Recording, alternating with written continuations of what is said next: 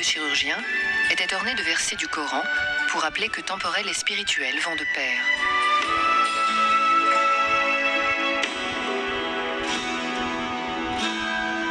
L'utilisation du papier a entraîné une rapide augmentation des exemplaires du Coran en circulation. Amplifiés par une diffusion importante, ces préceptes ont contribué à la fois à l'évolution religieuse du califat et à cimenter son unité.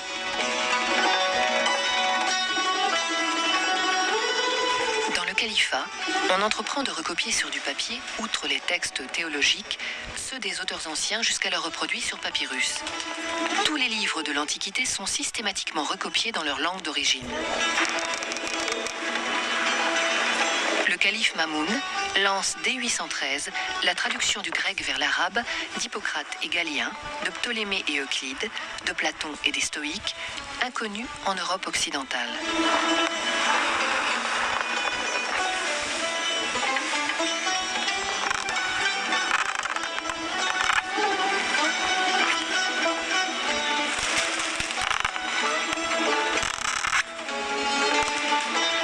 Traduit aussi les auteurs indiens et perses, inventeurs de l'algèbre, et on introduit les chiffres hindous que nous appelons arabes. On invente la géométrie analytique moderne. La culture arabo-persane enrichit l'héritage ancien en médecine. En astronomie, on détermine la longueur de l'année solaire. Bagdad devient la gardienne du savoir antique qu'elle transmettra à un Occident qui lui doit la Renaissance. Ce document était un catalogue recensant ouvrages religieux, philosophiques, mathématiques, d'astronomie et de médecine. Il répertoriait également de nombreux classiques grecs traduits en arabe, comme la physique et l'éthique d'Aristote.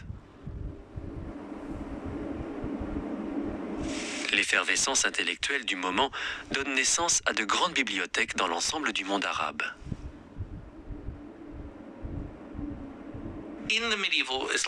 Dans le monde musulman médiéval, il existait d'importantes bibliothèques. Les souverains en possédaient d'immenses. Par exemple, à Cordoue, en Espagne, nous savons que la bibliothèque était conçue sur le modèle de celle de Bagdad et qu'elle contenait 400 000 ouvrages.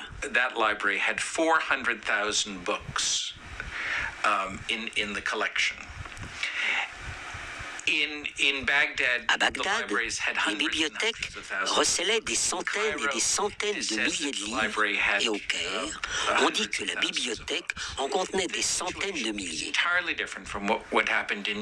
Cette situation était totalement différente de ce qui se passait en Europe au même moment, car là-bas, on conservait les livres dans les monastères, et un monastère comptait au mieux 5 ou 10 livres, et peut-être une centaine pour quelques autres.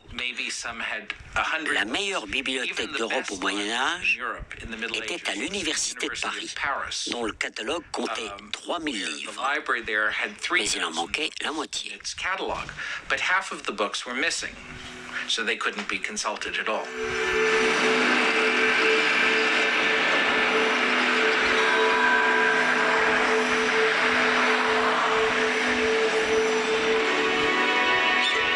La médecine avait atteint un niveau incomparable. Le chef de l'école de médecine était Ali Abou Ibn Sina, ou Avicenne, un persan originaire de Bukhara. L'Europe bénéficiera de ses observations cliniques et de leur systématisation. Il était également un commentateur d'Aristote.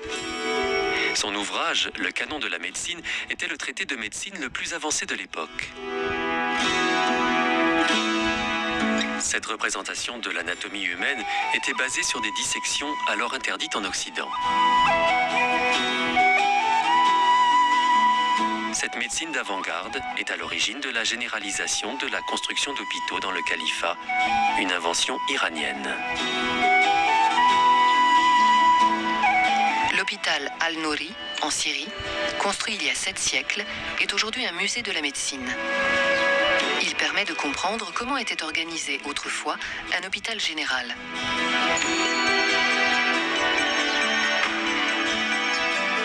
Comme dans les hôpitaux modernes, il regroupait de nombreux services. Chirurgie interne, obstétrique, psychiatrie.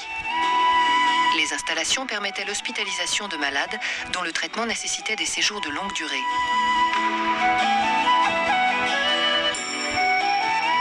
Les chirurgiens chirurgiens utilisaient ce type d'instrument. Au fur et à mesure de l'évolution des connaissances anatomiques, ils pratiquaient des interventions de plus en plus complexes. Une éponge imbibée d'une solution à base de pavot était utilisée pour l'anesthésie.